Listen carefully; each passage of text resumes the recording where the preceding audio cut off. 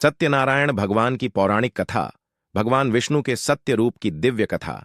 एक समय की बात है, नैमिषारण्य तीर्थ में अनेक आर्षि मुनि एकत्र होकर यज्ञ कर रहे थे।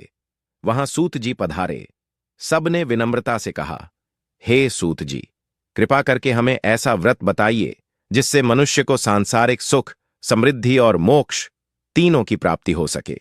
सूत जी बोले, हे मुनियों, आपने बहुत सुंदर प्रश्न किया है। यह व्रत स्वयं श्री हरि विष्णु का सत्यनारायण व्रत कहलाता है। जो इस व्रत को श्रद्धा व भक्ति से करता है, उसके सभी दुख दूर होते हैं और जीवन में सुख, शांति और समृद्धि आती है। प्रथम अध्याय, गरीब ब्राह्मण की कथा।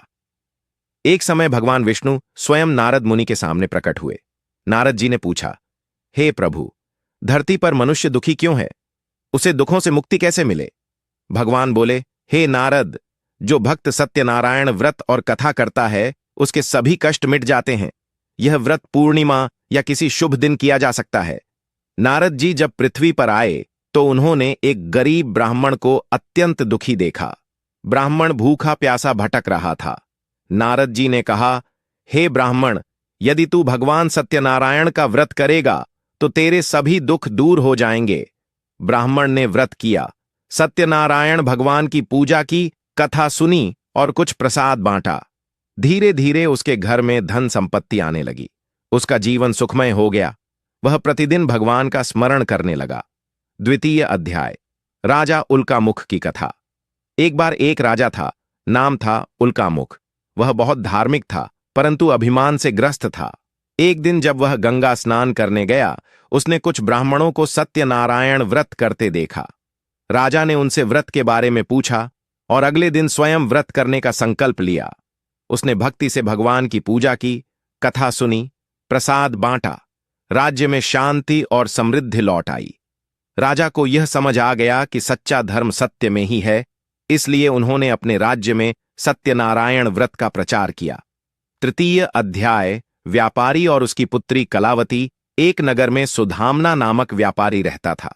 उसने भगवान सत्यनारायण का व्रत किया और मन ही मन कहा, हे प्रभु, यदि मेरी व्यापार यात्रा सफल हो तो लौटकर मैं फिर से व्रत करूंगा।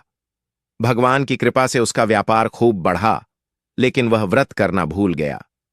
वर्षों बाद उसकी बेटी कलावती का विवाह हुआ। एक दिन जब वह अपने पति के साथ समुद्र यात्रा पर निकली तो भगवान ने उसे याद दिलाने के लिए लीला की। राजा ने उसके जहाज को रोक लिया और पूछा, तूने सत्यनारायण भगवान का व्रत पूरा किया है? व्यापारी ने तुरंत अपनी गलती मानी, व्रत किया, कथा सुनी और उसी क्षण जहाज दोबारा चल पड़ा। वह सुखपूर्वक अपने नगर लौटा।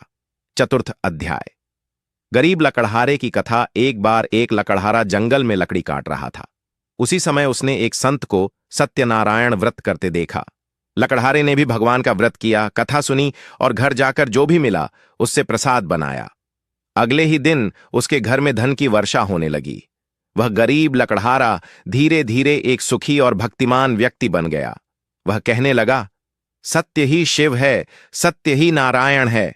इस कथा को पूरा सुने, पुण्य लाभ मिलेगा। पंचम कथा, कलयुग का संदेश। सूत जी बोले, हे मुनियों, जो मनुष्य कलयुग में भी सत्यनारायण व्रत करेगा उसकी सभी इच्छाएं पूर्ण होंगी। यह व्रत सच्चे मन से, बिना दिखावे के करना चाहिए। भगवान सत्यनारायण कहते हैं, जो भक्त सत्य बोले, परोपकार करे, माता पिता का आदर करे और व्रत के दिन कथा सुने, मैं सदैव उसके साथ रहता हूं। व्रत विधि संक्षेप में: 1. शुभ दिन या पूर्णिमा को व्रत रखें। 2. स्थान को साफ करके भगवान विष्णु की मूर्ति या चित्र स्थापित करें। 3. कलश स्थापना करें। 4. पंचामृत से स्नान कराएं। 5. धूप, दीप, पुष्प, तुलसी, फल और पंचामृत से पूजा करें। 6. सत्यनारायण भगवान की कथा श्रवण करें। 7. प्रसाद, हलवा, फल, पंजीरी, बतासा, पंचामृत बनाकर बांटे। 8. कथा के अंत में सभी सत्यनारायण भगवान की जय बोलें। सत्य बोलो, सत्य चलो, सत्य का पालन करो, क्योंकि भगवान स्वयं सत्यनारायण हैं। ओम सत्यनारायणाय नमः। अगर आपको यह वीडियो अच्छा लगा हो तो कृपया वीडियो को लाइक करें, अपने दोस्तों और परिवार के साथ शेयर करें और चैनल को सब्सक्राइब करना न भूलें।